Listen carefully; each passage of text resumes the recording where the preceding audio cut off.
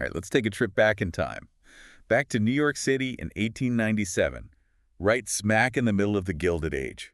A time of incredible wealth. Yeah, a time of uh, extravagant displays of that wealth. Now, picture a party so lavish, so over the top, So in your face. that it causes a national debate. Yeah, and actually ends up influencing tax laws. That's the story we're diving into today, the Bradley Martin Ball. It really does capture that era. Yeah.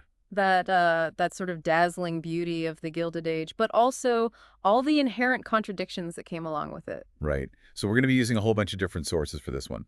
Eyewitness accounts, newspaper articles from the... We'll even delve into some of the scandal that surrounded this whole event. Oh, yeah.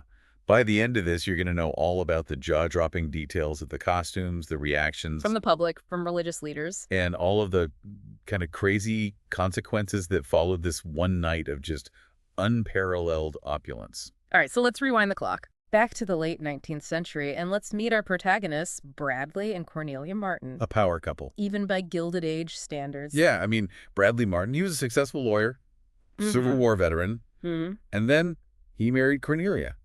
Her family, they had a fortune. Her father's fortune made the Martins, like, seriously wealthy. Oh, yeah, and they definitely enjoyed it. They lived a lifestyle most people could only dream of. So, sprawling estates in Scotland. Of course. A luxurious mansion right here in New York City. Literally.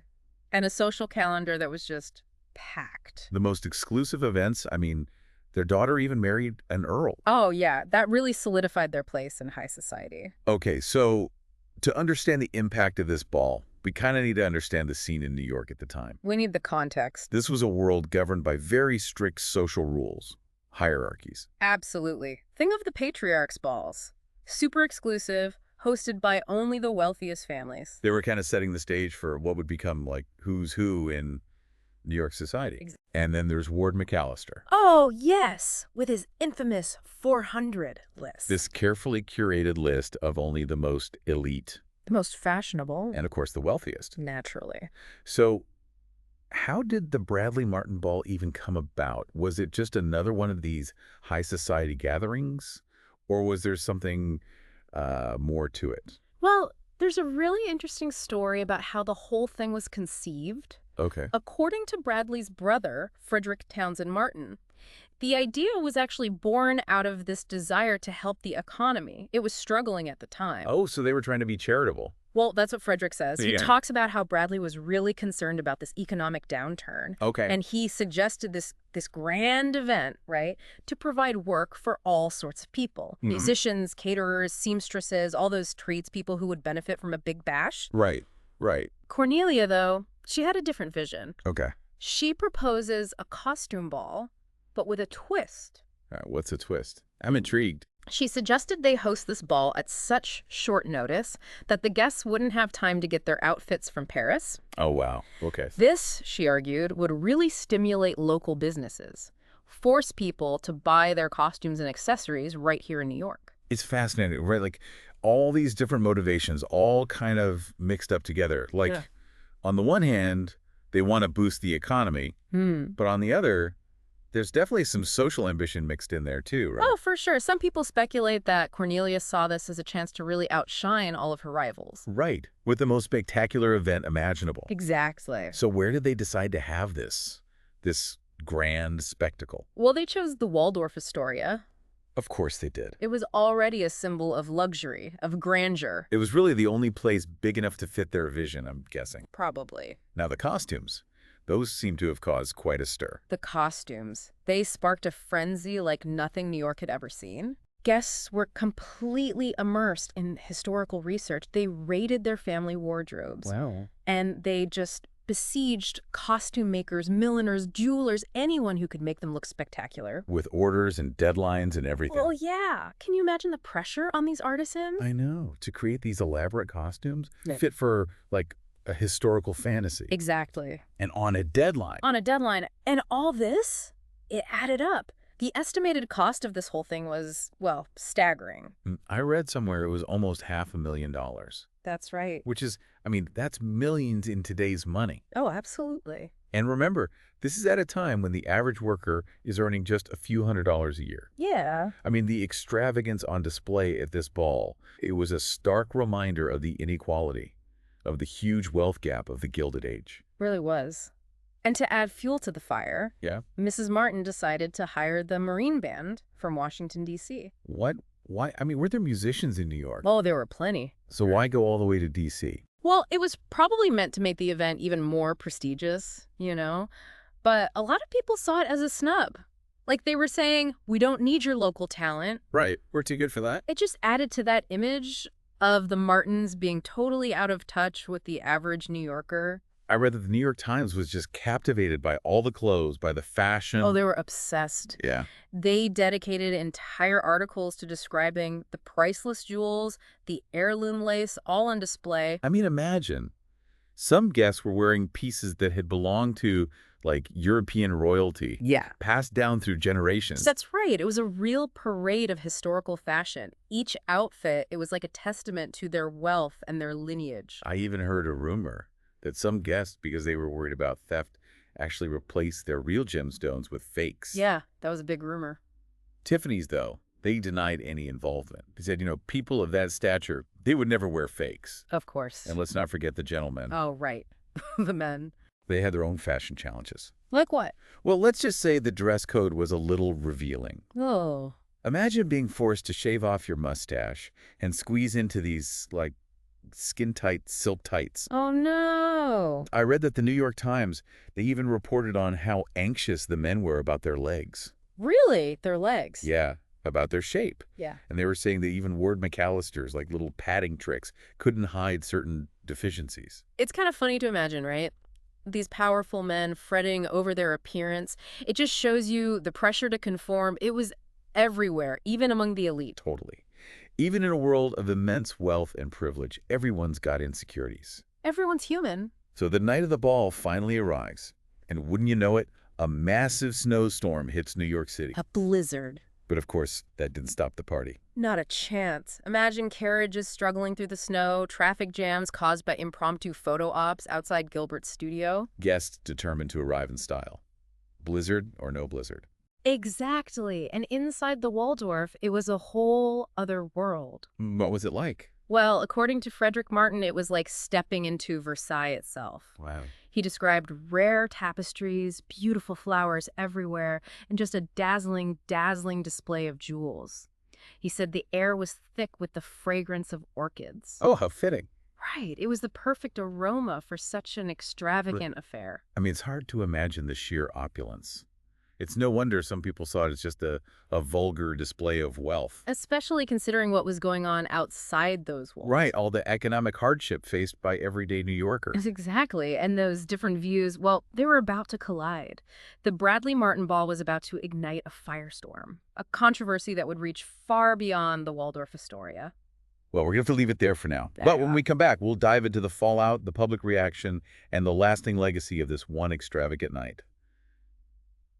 Okay, so we've got this scene set, a blizzard raging outside, but inside the Waldorf, it's just this spectacle of opulence and extravagance. But it wasn't just a party. This thing became a lightning rod. Oh, yeah. For all the anxieties and the issues of the Gilded Age. Okay. Really forced people to confront these ethical dilemmas. About extreme wealth. Exactly. We touched on this earlier, this economic angle. Right. What were the main arguments for and against this ball? Well, some people, they saw it as this boost to the economy. Yes. All the money spent on the costumes, decorations, all of that. Right. It would trickle down, right? Benefit all these different workers. So even an event like this extravagant display, it could actually have a positive impact. That was the thinking. Huh. I mean, the Boston Daily Globe, for example, they published this whole account highlighting how seamstresses, caterers, even errand girls, they all saw an increase in business because of the ball. Did they give any specific examples? Oh, yeah, they did. One costume shop owner said the ball created work for like 180 seamstresses. Wow. And a lot of those women, they were probably the primary breadwinners for their families. Right, so it did have this, like, real measurable effect. Definitely. But I'm guessing not everyone was buying this whole trickle-down theory. You're right. There was definitely a counter-argument. Yeah. It was all about ethics, about the wealth gap. Okay, so what were people saying? What were some of the arguments against the ball? Well, you had religious leaders like Rabbi Charles Fleischer. Yeah. He acknowledged that, yeah, okay, maybe it creates some short-term jobs, but he argued that the money could be better spent. On something more long-term. Exactly. So instead of one night of revelry, invest in things that will uplift communities, create lasting change. Precisely. He questioned, like, what's the point of spending a fortune on a single night when that same money could fund charitable initiatives, create more sustainable jobs, Right. things that would actually benefit people long term? Okay, and was he alone in this? Oh, no. Reverend William S. Rainsford, he went even further. He actually urged his entire congregation to boycott the ball. He said it was insensitive, this whole display, that it would just make the social climate, which was already tense, even worse. Wow. So a pretty strong moral stance against this kind of spending, especially in a city where so many people were struggling. Yeah, I mean, the ball really became a flashpoint in this whole debate about social responsibility, about the role of wealth in society. It's interesting how this one event just brought all those tensions to the surface. It did. And these weren't just isolated voices, right? Not at all. You had public figures, everyday citizens, all voicing their disapproval. So this wasn't just some social event. It had real-world implications. Oh, yeah. I mean, some people even feared it might spark riots, violence. Serious? It was that intense. Theodore Roosevelt. Who was a police commissioner at the time. Right. He actually skipped the ball so he could personally oversee security. Wow. Hundreds of police officers stationed around the Waldorf. They even closed off a portion of 33rd Street. To control the crowds. Exactly. They had to protect the guests. I mean, that's a heavy police presence, especially for a private event. It really shows you the anxieties of the time. But in a way, those security measures kind of backfired, didn't they? How so?